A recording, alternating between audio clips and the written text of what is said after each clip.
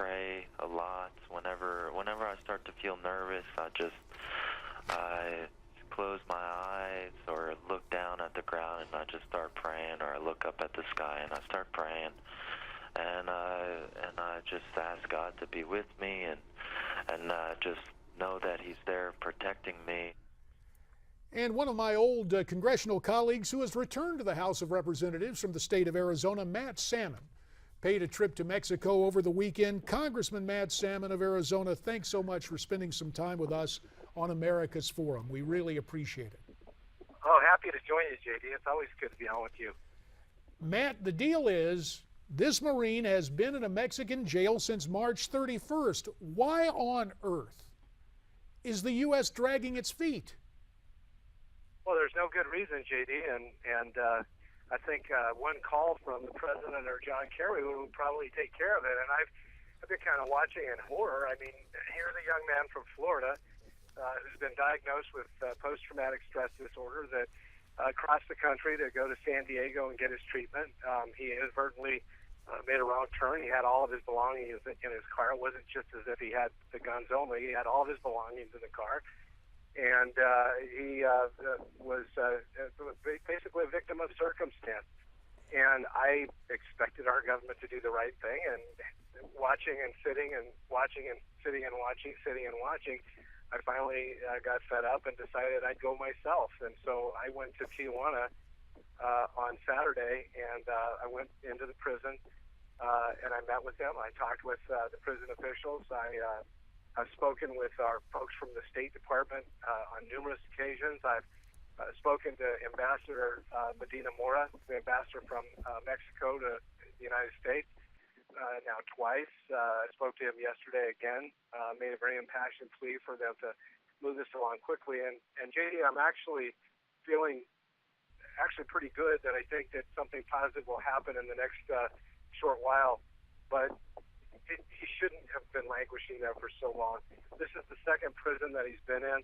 The first one, from what I understand, was not a good experience at all for him. I mean, not that any prison is, but they were not good to him in that prison, treated him badly according to his reports. And he's now in a much nicer place, vastly nicer place. And I wanted to see from my own two eyes how he was being treated and how he was. As you played on your clip, he's a man of faith, and I think that's getting him through. And I just instantly took a great liking to him. He's a wonderful young man. He's an American hero, and he deserves better from his country. Given all these horrific things we've heard about his imprisonment, why do you think we've heard such little response from the administration at this stage? Well, the administration should be ashamed of itself. As I said on another news media outlet last night, the president has boldly said he has a pen and a phone, and he's the guy about hope and change. Well, my hope is that he'll change his ways and use his phone for something constructive for once in a while, and actually get this young man out of prison and back into treatment for his disorder. So, Matt, as a United States congressman traveling overseas, as a member of the House Committee on Foreign Affairs, you and I both know when we leave this country, there's a certain protocol. Mexican diplomats keep their eye on what you're doing. Ostensibly, if there were any buzz about the administration working quietly behind the scenes, the Mexican government, I believe, would have intimated that to you, if not just told you outright. And they did not. Nothing at all. Not. I don't know. And in my conversations, with the folks from the consulate, American consulate in Tijuana, I believe that they're actively engaged. I do. They were the ones that accommodated me on the trip, and I think that they're as good a public servants as exist. But it's going to take somebody higher up the food chain, much higher, to make this happen. And while I think that they're doing everything they can to look out for his best interest, I believe that Obama is comfortable to sit on his duff and do nothing.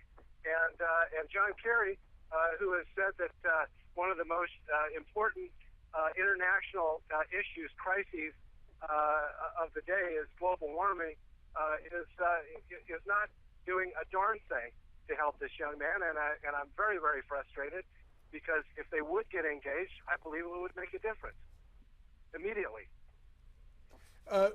Let's go back to the conditions in which you found Sergeant Tamarisi, Matt. You say that over the weekend he was in good spirits, and as Mexican prisons go, he's in a much better place than he was. What do you think is responsible for that? The reporting of the news media? Your visit there? Did he tell you that the treat? Go ahead. JD, he was moved to that facility. I can't take credit for that. I think that maybe some of, they always say that sunlight is the best disinfectant, and I think some of the sunlight that's been shed on this, and he was not treated well at that first prison, and it's overcrowded, and he was frightened, and he was not treated. He was not treated good at all, and that's an understatement. At this prison, he's being treated very well. I can attest to that. And this prison is a brand new prison, JD. It's about a year old. And honestly, you and I visited the inside of prisons in our capacity, in our elected capacity before. This prison is better by standards than most U.S. prisons. It was built in part with U.S. money under the Merida Initiative.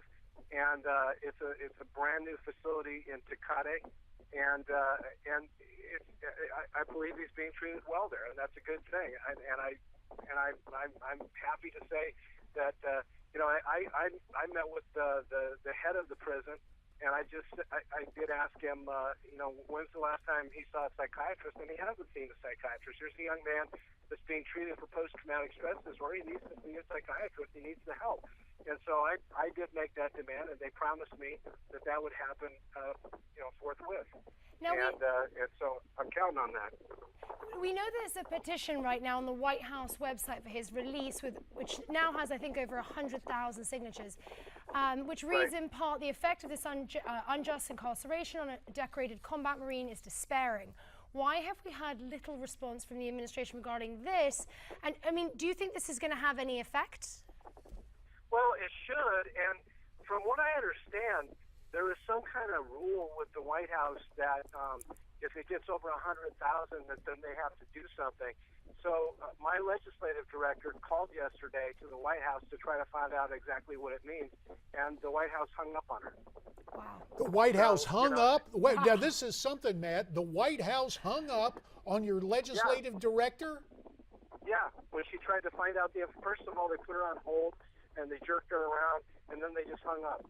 And so, just like the Obama administration and everything else, they live in their ivory tower. They believe they answer to nobody. He's got a pen and a phone, obviously not a constitution because he doesn't care what that says. But, no, they don't care.